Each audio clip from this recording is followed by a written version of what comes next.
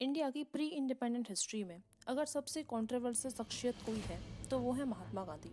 जहां देश का एक बड़ा सेक्शन उन्हें फादर ऑफ नेशन कहकर संबोधित करता है, चाहिए वहीं कि दूसरा देश के सेक्शन टुकड़े ऐसा भी करवाने है में जो उनका गांधी हाथ जी को था। एक अच्छा इंसान कहने पर भी क्वेश्चन रेज करता है, क्योंकि वो सिर्फ गांधी जी के सेक्स एक्सपेरिमेंटल विचारों, उनकी रेसिज्म, वेश्यावृत्ति, चोरी, रूढ़िवादी विचारों या अहिंसा के साथ उनका ओवर ऑब्सेशन होने पर ही गांधी जी की नाप तोल देते हैं। और यह जानकारी गांधी जी ने स्वयं उन्हें प्रोवाइड कराई।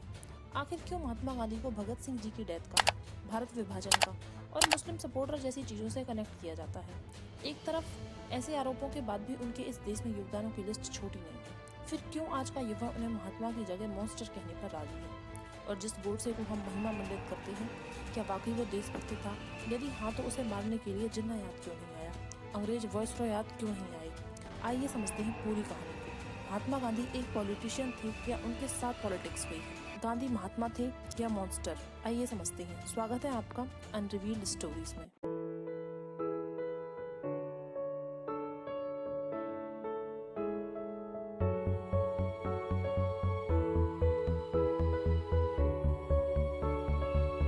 गांधी जी 1888 में अपनी लॉ की पढ़ाई के लिए लंदन चले गए। वहां से 1891 में वापस भारत आई। 1893 में वो साउथ अफ्रीका चले गए और 1915 में 45 वर्ष की आयु में वापस भारत लौटे।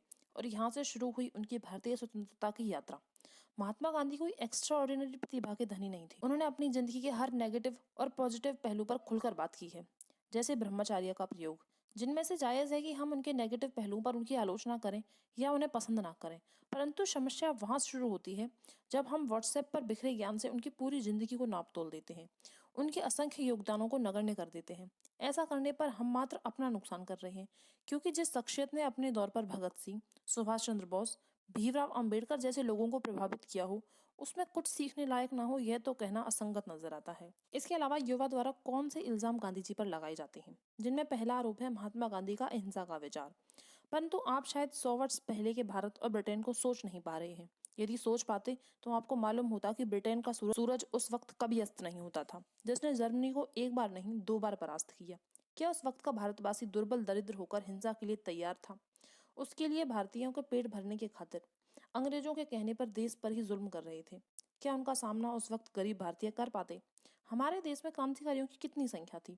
उस वक्त उन क्रांतिकारियों को कौन पकड़ रहा था? भगत सिंह का मुकदमा अपोजिट में कौन लड़ रहा? क्या उस वक्त सारे भारतीयों की हालत थी कि वो एक हिंसक जन आंदोलन में भाग ले पाते? गांधी जी ने धीरे धीरे उनके माइंडसेट में बदलाव लाना था। इसलिए गांधी जी ने अपने वस्त्र त्यागे, सारी सुख सुविधाएं त्यागी, ताकि जनता उन्हें अपना सके। आज हम एक दूसरा उपाय जरूर सुझा सकते हैं, परंतु 1920 का भारत उन सुझावों के लिए तैयार था, यह सोचना आवश्यक है। इसके अलावा महात्मा गांधी को विभाजन का कारण माना जाता है। गांधी जी को मुसलमानों का सपोर्टर कहा जाता है। हिंदू महासभा जैसे संगठन गांधी जी के मॉडरेट विचारों के सख्त खिलाफ थे। 1993 में गांधी जी के एंटी अनटचेबिलिटी टूर के दौरान हिंदू महासभा एक्टिविस्ट ने उन्हें ब्लैक फ्लैग्स दिखाए, उन पर गोबर फेंका गया। जून 1934 में उन्हें बॉम्ब से मारने तक की कोशिश की गई। गांधी जी की मृत्यु पर जिन्ना का ये कहना कि एक बहुत अच्छा हिंदू मर गया। जिन्ना को भी उस वक्त यह दिखाई दे रहा था कि यह व्यक्ति हिंदू धर्म का सबसे ऊंचा प्रतिनिधि है, परंतु यह हमें आज तक नहीं दिख रहा। इसके अलावा 1946 में नोआखली में दंगों पर बहुत बड़ा कत्लेआम हुआ। मुस्लिम लीग के डायरेक्ट एक्शन पर बहुत सारे हिंदुओं को अपनी जान गंवानी पड़ी। तब गांधी जी ने यह कहा कि मुझे शर्म आती है, हिंदू कायर की भांति मैदान से भाग क्यों जाता है? क्या इस कत्लेआम के कारण भी गांधी जी था? क्या उस वक्त उन्हें मुसलमानों को सपोर्ट किया था? ये आपको ऑथेंटिक हिस्ट्री बुक से पढ़ने की जरूरत है।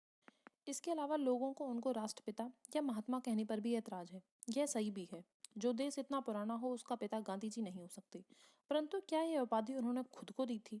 क्या इसके लिए उन्होंने कोई लॉ पास कराया था? तो फिर इसके लिए वो गुनहगार कैसे हुए? दोष देना है तो सुभाष चंद्र बोस जी को दीजिए, जिन्होंने गांधी जी को राष्ट्रपिता की उपाधि दी, या रविन्द्रनाथ टैगोर को दीजिए, जिन्होंने गांधी जी को महात्मा कहा। इसके अलावा उनकी देशभक्ति पर भी खूब सवाल खड़े किए जाते हैं।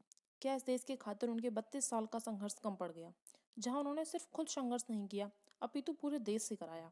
वस्त्र त्यागी और एक बुजुर्ग ने लाठी के सहारे सारा देश नाप रखा था। इसके अलावा सेकेंड राउंड टेबल कॉन्फ्रेंस में इंग्लैंड के महाराज से ये कहना कि मेरे और मेरे पूरे देश के वस्त्र चोरी करके आपने पहन रखे हैं। इसके बाद जब संघर्ष का फल नजदीक आया, तब राजनीति को त्याग देना। इसके बाद भी हम जिस हत्यारे को महिमा मंडित करते हैं, क्या गॉडसे के बारे में हम इससे ज्यादा क्या जानते हैं? गॉडसे में यदि इतनी देशभक्ति थी तो उस वक्त लॉर्ड माउंट बेटन को मारे होते। डायरेक्ट एक्शन के बाद इतना कत्लेआम होने पर उन्हें जिन्ना को मारना है क्यों याद। इसके अलावा गांधी जी के इकोनॉमिक्स थॉट से भी युवा को काफ़ी एतराज़ रहता है, क्योंकि गांधी के अकॉर्डिंग मॉडर्नाइजेशन या इंडस्ट्रियलाइजेशन के पीछे अंधाधुंध होकर दौड़ना गलत है। हालांकि उनके विचारों को उपयोग में नहीं लाया गया, परंतु शायद वो कुछ हद तक सच कह रहे थे, क्योंकि उन्हें जिस खतरे का अंदेशा था आज वो क्लाइमेट पोल्यूशन के रूप में हमें साफ दिख रहा है।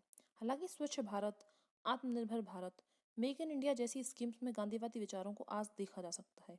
इसलिए हमें गांधी जी को समझने के लिए उनके उनके विचारों को गहराई से समझने की जरूरत है। इसके अलावा गांधी जी को भगत सिंह की हत्या का दोषी ठहराया जाता है, जो केवल व्हाट्सएप और फेसबुक यूनिवर्सिटी का ज्ञान है। वास्तविकता में महात्मा गांधी, मदन मोहन मालवीय, जवाहरलाल नेहरू और भगत सिंह के पिता ने इरविन को कई बार रिक्वेस्ट की, परंतु अंग्रेज भगत सिंह को माफ करके ये एग्जाम्पल नहीं सेट कर सकते थे कि कोई अंग्रेज अधिकारी की हत्या करके बच सकता है। महात्मा गांधी ने इरविन से ये तक कहा कि भगत सिंह और उनके साथियों की फांसी रोके जाने पर ही देश का माहौल उनके फेवर में होगा।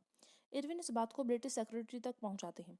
इसी कारण भगत सिंह के डिफेंस लॉयर प्रेरणानाथ मेहता भगत सिंह और उनके साथियों से मर्सी पेटिशन लिखने की रिक्वेस्ट करते हैं, और भगत सिंह ने पेटिशन लिखी पंजाब गवर्नर को, परंतु वह कोई मर्सी पेटिशन नहीं थी, बल्कि उन्होंने अपनी पेटिशन में लिखा कि कोर्ट एक्नॉलेज कर चुका है कि वो वॉर प्रिजनर है, तो वो ये नहीं चाहते कि उनकी फांसी हो, बल्कि सीधा उन्हें गोली मारकर हत्या कर दी जाए। इसके बाद भी महात्मा गांधी ने इरविन को पर्सनल लेटर लिखे, जहां उन्होंने रिलीजियस व्यूज पर इंटरनल पीस के बेसिस पर फांसी रोकने की रिक्वेस्ट की, परंतु वो फेल हो गई, क्योंकि भगत सिंह खुद अपनी फांसी को नहीं रोकना चाहते थे, क्योंकि उन्हें अपनी फांसी की कीमत पर देश में क्रांति की मिसाल जलानी थी। उनका योगदान महान है, परंतु इसमें गांधी जी को दोषी ठहराना एकमात्र अधूरे ज्ञान का प्रमाण है। महात्मा गांधी कोई वाइट पर्सनैलिटी व्यक्ति नहीं थे, उनमें कई सारी बुराइयां थी, उनके विचारों में रूढ़िवादिता शामिल थी, परंतु जीवन के आखिरी पड़ाव पर आते आते उनके विचारों में सुधार हुआ, जो सुधार शायद आज तक हम और आप नहीं कर पाए हैं। उस वक्त के लोगों में भी कई एस्पेक्ट में वो महान प्रतिभा के धनी थे। उनके सारे विचार प्रयोग में लाने लायक बिल्कुल नहीं थे, जिसके लिए हम उन्हें क्रिटिसाइज कर सकते हैं, परंतु महात्मा या राष्ट्रपिता ना सही, हम उन्हें एक अच्छा समाज सुधारक तो मान ही सकते हैं। जिस व्यक्ति से Nelson Mandela, Martin Luther King, Albert Einstein, Dalai Lama जैसे लोग प्रभावित थे, आज उसे मॉन्स्टर या खलनायक कहना न्याय नहीं लगता।